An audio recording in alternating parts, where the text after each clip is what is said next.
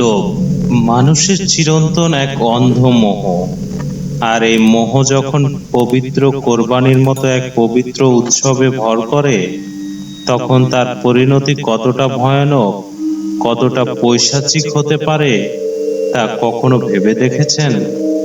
সন্তোষপুর গ্রাম আপাতত দৃষ্টিতে শান্ত, সবুজ, ছায়া ঢাকা এক গ্রাম, কিন্তু এই গ্রামের বুকেই লুকিয়ে আছে এক শত বছরের পুরনো রক্তক্ষয়ী এক অভিশপ্ত ইতিহাস। আজ আপনাদের শোনাবো সেই সন্তোষপুর গ্রামের হাড় হিম করা রাতের গল্প, যেখানে চার বন্ধু একটি মায়াবী অলৌকিক গরুর মোহে পড়ে ডেকে এনেছিল এক চরম সর্বনাশ, যে সর্বনাশ তাদের টেনে নিয়ে গিয়েছিল এক অন্ধকার নরকে। ঢাকা থেকে গ্রামের বাড়িতে ঈদ করতে এসেছে আলামিন। শহরের জীবনে অভ্যস্ত হলেও গ্রামের প্রতি তার টান আলাদা। গ্রামে এসে তার সাথে যোগ দিয়েছে ছোটবেলার তিন বন্ধু, অতি চালাক ও টাকার হিসাব নিকাশে ওস্তাদ। তার নাম সাগর। আর কিছুটা ভীতু ও কুসংস্কারচ্ছন্ন প্রকৃতির দুই ভাই, নয়ন ও পারভেজ। তাদের একমাত্র উদ্দেশ্য এবার কুরবানিতে সন্তোষপুর গ্রামের সবচেয়ে সুন্দর, বিশাল এবং সেরা গরুটা কেনা, যা দেখে পুরো গ্রামের মানুষ তাজ্জব বনে যাবে। কিন্তু তারা জানতো না, পশুর হাটের এক অন্ধকার পরিত্যক্ত কোণায় তাদের জন্য অপেক্ষা করছে এক সাক্ষাৎ মৃত্যুদূত।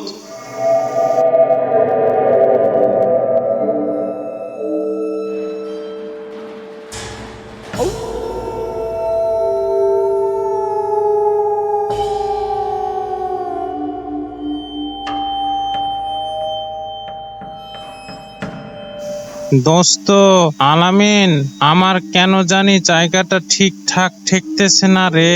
আমার হাটের মেন জায়গাটা ছাইরা এক ভূতের অন্ধকারের দিকে কেন আইলাম? চল পিছে ফিরি। মেন রাস্তা কত ভালো ভালো লাল আর কালচে গরু আছে। ধুর মিয়া, তুই একটা আস্ত ভীরুর ডিম। হাটের মেন রাস্তায় যেগুলা আছে ওগুলা দাম শুনছস? এক একটা আকাশের সমান দাম হাঁকায়। এইরকম চিপা গলির ভেতরেই আসল খুনি লুপাইয়া থাকে। কম দামে বাম্পার জিনিস পাবি, বুঝলি? হ্যাঁ সাগর ভাই, ঠিকই কয়েছেন রে নয়ন, কিন্তু বাতাসটা কেমন জানি ঠান্ডা লাগতেছে না, আর গন্ধটা কেমন জানি পচা মাংসের মতো গন্ধ ছড়াইতেছে চারপাশে। এখানে কোনো গরু টরু আছে বলে তো মনে হয় না। এই তোরা থাম, ঝগড়া বন্ধ কর। ওই দেখ, ওই দিকটায় তাকা। ওটা কি আমি সত্যি দেখতাছি নাকি আমার চোখের ভুল? ওরে বাপরে বাপ, এত রাতে হাটের এই অন্ধকার কোণায় এই গরুটা একা দাঁড়িয়ে কেন? মেলা তো প্রায় শেষ। আল্লাহ দিছে রে, এইডারে কয় কপাল। দেখ দেখ কি সুন্দর নরম পশম, সারা শরীরে একটা কালো দাগও নাই। আর শিং দুইটা দেখছস, মনে হইতাছে সোনার জল করা। এই গরু যদি আমরা গ্রামে নিয়ে যাই, সন্তোষপুরের চেয়ারম্যানের মুখের ওপর চর হইব রে ভাই, হা হা হা। কিন্তু সাগর ভাই, গরুটার চোখ দুইটা দেখছস? কেমন জানি মানুষের মতো গভীর আর লালচে, কেমন জানি আমাদের দিকে তাকায় আছে। আমার ভালো ঠেকতেছে না রে।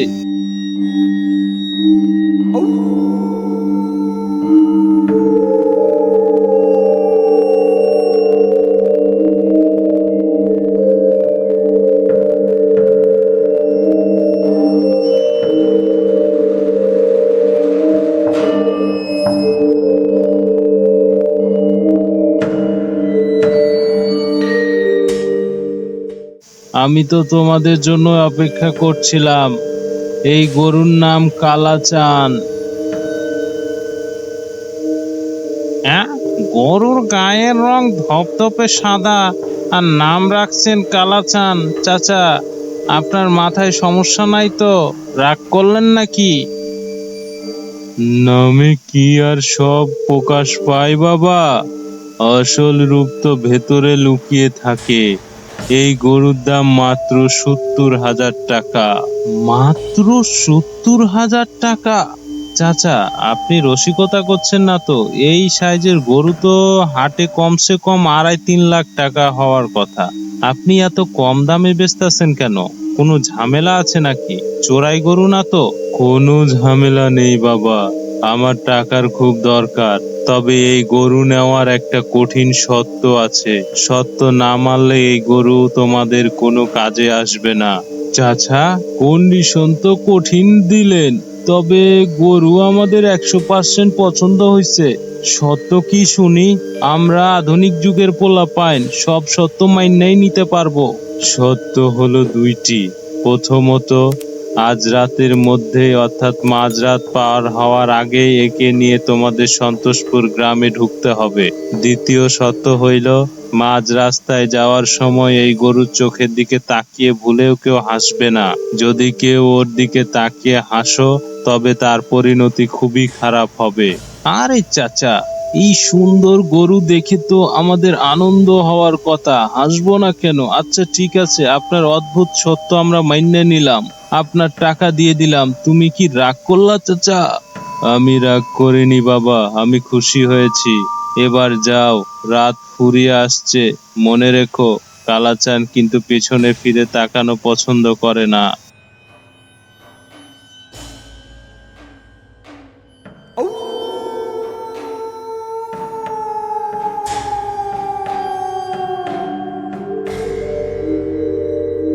সত্তর হাজার টাকায় ওমন রাজকীয় গরু পেয়ে চার বন্ধুর আনন্দ আর ধরে রাখে কে?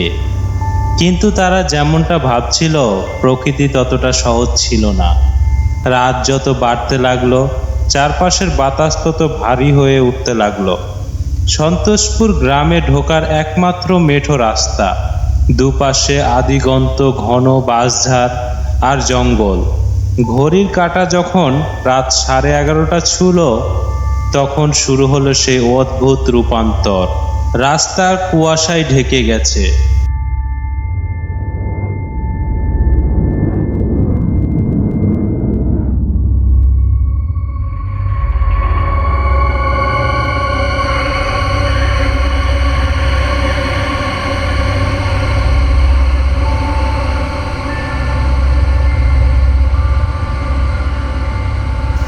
দোস্ত, আমার ঘড়ির কাঁটা তো উল্টো ঘুরছে।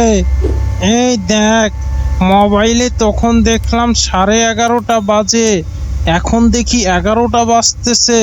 ওরে বাবা, গরুর দিকে তাকা। ওরে কালাসান, তুমি তো দেখি রং বদলাইতাছো। ফেয়ার অ্যান্ড লাভলি মাখছিল নাকি মিয়া?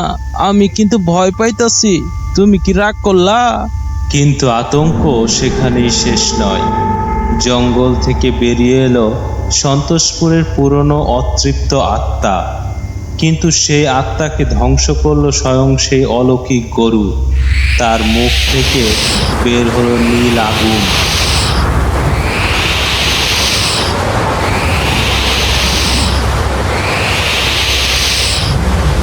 বন্ধুদের মনে প্রশ্ন জাগলো, তারা কি কোনো গরু কিনেছে, নাকি কোনো নরকের পিশাচকে সঙ্গে করে বাড়ি নিয়ে যাচ্ছে? রাত তখন ঠিক 12:05। পথের সমস্ত অতিপ্রাকৃতিক বাধা আর হিমাহিম করা আতঙ্ক পেরিয়ে চার বন্ধু যখন শেষমেশ বাড়ি পৌঁছলো, তখন গ্রামের আকাশ বাতাস ঈদের আগাম আনন্দে মুখরিত। গরুর ওই ধপধপে সাদা চামড়া দেখে বাড়ির লোক সবাই তাজ্জব বনে গেল। আরে বাবা, আলামিন, সাগর, তোরা দেখি হাতি কিনে নিয়ে আসছিস রে বাপ। এরকম ধপধপে সাদা রং আর শিং দুইটা দেখেছিস?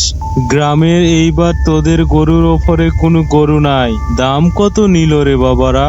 আর বইলেন না চাচা, আমার ভাতিজা থাকতে কি যেমন তেমন গরু আনা যায়? মাত্র 70,000 টাকায় এক্কেরে রাজপুত্র ধরে নিয়ে আসছি।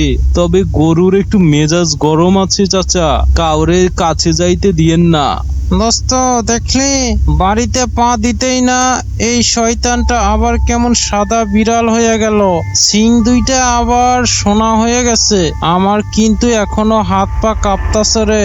চুপ থাক নয়ন, চাচা আর খালাম্মারে কিছু কইস না, বুড়ো মানুষ ভয় পাইবো। রাতটা পার হোক, সকালে হুজুর দেখে তাবিজ কবজ করাইতে হইব।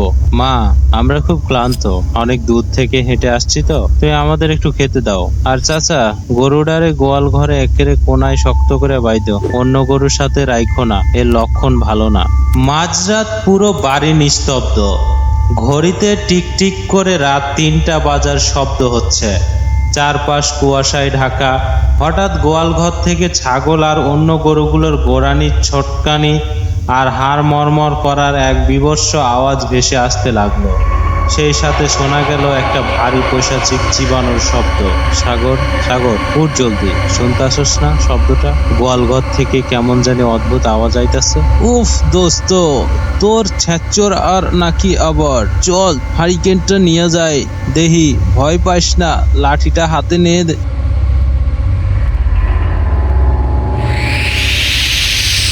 হারিকেনের আলোয় দেখা গেল সেই ধবধবে সাদা গরুটা আবার বিশাল এক রাক্ষসে দানবে পরিণত হয়েছে, এবং সেটা ভয়ঙ্কর সেই ডাইনোসরের মতো। আলামিন অবাক হয়ে তাদের দিকে তাকিয়ে রয়েছে। ওরে বাবারে, ইয়া আল্লাহ, এটা কি দেখছি? এটা কোনো পশু না, এটা তো রাক্ষস, রক্তচোষা পিশাচ। তাহলে আমাদের গরুটা কি এরকম রাক্ষসে পরিণত হয়েছে? অন্য সকল গরুর রক্ত চুষে মেরে ফেলতেছে। ওই ওই রে আমার আল্লাহ, কালাচান, তুমি তো দেখি রাক্ষসে পরিণত হইয়া গেছো। ভাইজান, তুমি ডাইনোসরের মতো তোমার কান, তুমি কি অন্য গরুগুলার একেবারে সব মাইরা আলাইবা? কালাচান, তুমি ডাইনোসর হইছো ভালো কথা, তুমি কোন রাগ কইরে কি আমাদের ক্ষতি করতেছো নাকি? সাগর, বক বক বন্ধ কর, ও আমাদের দিকে আসতেছে, বাড়ির সবাইকে ডাক জলদি। মুহূর্তের মধ্যে সব কিছু নিস্তব্ধ হয়ে গেল। বাড়ির সামনে সেই অন্ধকার রাত্রে বাড়ির সবাই দাঁড়িয়ে রয়েছে। তাদের সামনে দাঁড়িয়ে রয়েছে সেই পিশাচ কালাচান, আলামিন শহরের ছেলে। সে তার ভয় ব্যক্ত কণ্ঠে দানবকে জিজ্ঞেস করলো, তুমি কে? কোন জাহান্নাম থেকে আসছস তুই? কেন আমাদের ওপর, এই নিরীহ পশুগুলোর ওপর এমন পৈশাচিক অত্যাচার করতেছস? কি চাস তুই? আমাকে মেরো না আলামিন, আমাকে মেরো না। আমি তো জন্মগত কোনো পিশাচ নই। আজ থেকে 100 বছর আগে এই সন্তোষপুর গ্রামে আমার এক অতীত, অভিশপ্ত অতীত ছিল। হ্যাঁ? ওরে আলামিন, সাবধানে থাক, ও নিশ্চয়ই কোনো নতুন চাল চালতাছে। কোনো চাল নয়। 100 বছর আগে কোরবানির ঈদের দিনে এই গ্রামের কিছু লোভনীয় পাপী মানুষ চরম অন্যায় ভাবে পশুর মতো আমাকে হত্যা করেছিল। আমার অপরাধ ছিল না কোনো, কিন্তু আমার তাজা রক্তে এই সন্তোষপুরের মাটি সেদিন ভিজেছিল। মৃত্যুর পর আমার সেই উদ্দীপ্ত আত্মা রাগে আর অশান্ত হয়ে উঠে প্রতিশোধের আগুনে জ্বলতে জ্বলতে আমি এই অলৌকিক গরু রূপ ধারণ করি। কিন্তু তুই আমাদের বাড়িতে কেন আসলি? আমরা তো তোর কোনো ক্ষতি করি নাই। মানুষের প্রতি আমার তীব্র ক্ষোভ আর রাগ জন্মেছিল, তাই প্রতি কুরবানির ঈদে আমি এমন মানবীয় রূপ নিয়ে কোনো না কোনো মানুষের বাড়িতে যেতাম। মাঝরাতে তাদের আনন্দকে বিষাদে রূপ দিতাম, তাদের কোরবানির পশুকে হত্যা করে আমার ভেতরে সেই পুরনো রাগের প্রতিশোধ নিতাম। আমি চেয়েছিলাম আজ তোমাদেরও শেষ করে দিতে, কিন্তু কিন্তু কি? এখন থামলা কেন ভাইজান? কিন্তু আলামিনের সেই পবিত্র চোখের ভয় দেখে আজ আমার ভুল ভেঙেছে। আমার তীব্র অনুশোচনা হচ্ছে যে অন্যায় শিকার আমি নিজে হয়েছিলাম। আজ প্রতিশোধের অন্ধ আগুনে মোহে পড়ে আমি নিজেই সেই পৈশাচিক অন্যায় অন্যদের উপর করছি, নিরীহ মানুষের কষ্ট দিচ্ছি। অথচ যারা পাপী, যারা অন্যায়কারী, তাদের শাস্তি তো স্বয়ং আল্লাহ দেবেন। মানুষের বিচার করার আমি কে? তার মানে তুই আর আমাদের কোনো ক্ষতি করবি না? না আলামিন, আমি আর কোনো মানুষকে কষ্ট দেব না। মানুষের উপর থেকে আমার সব ক্ষোভ রাগ আমি আজ থেকেই পবিত্র রাতে বিসর্জন দেব। তোমরা সবাই ভালো থেকো, এবার আমার ফিরে যাওয়ার সময় হয়েছে। আমি নিজের ইচ্ছায় নিজের জগতে ফিরে যাচ্ছি। আমাকে ক্ষমা করে দিও তোমরা সবাই। বলতে বলতে গরুটির শরীর থেকে তৈরি হওয়া সেই রাক্ষসে ডাইনোসরের মতো পিশাচটি সাদা ধোঁয়ার সাথে মিলিয়ে কোথায় যেন হারিয়ে গেল। চারপাশটা একদম শান্ত, পৈশাচিক বাতাস থেমে গিয়ে ভোরের মিঠে হাওয়া বইতে শুরু করলো। ওরে কালাচান, তো নিজের ভুল বুঝতে পেরে নিজেই চলে গেল রে। তবে যাওয়ার আগে আমারে যে উপদেশটা দিল কোমরটা তো শেষ কইরা দিয়া গেল। চল সাগর, রাত শেষ হইয়া ভোরের আলো ফুটতাছে। ঈদের নামাজ পড়তে যাইতে হইব। ক্ষমার চেয়ে বড় কোনো পুণ্য এই পৃথিবীতে আর নাই রে দোস্ত। অন্ধকার যতই ঘন হোক না কেন, ভোরের প্রথম আলোর কাছে তাকে হার মানতেই হবে। সন্তোষপুর গ্রাম থেকেও কেটে গেছে এক ভয়ানক অভিশাপের কালো মেঘ। গত রাতের সেই পৈশাচিক তাণ্ডবকে পেছনে ফেলে আজ ঈদের পবিত্র সকালের সূর্য যেন প্রতিটি ঘরে নতুন জীবনের বার্তা নিয়ে এসেছে। ঈদের ঝলমলে সকাল, আলামিনের বাড়ির সুসজ্জিত উঠান, চার বন্ধু আলামিন, সাগর, নয়ন ও পারভেজ নতুন রঙিন পাঞ্জাবি পরে গোল হয়ে দাঁড়িয়ে আছে।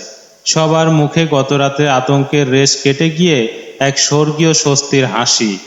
হ্যাঁ, এটাই তো আমাদের চিরন্তন বাংলার ঈদ, যেখানে ভয়ের পর আসে জয় আর সংকটের পর ফুটে উঠে ভালোবাসার কোলাকুলি।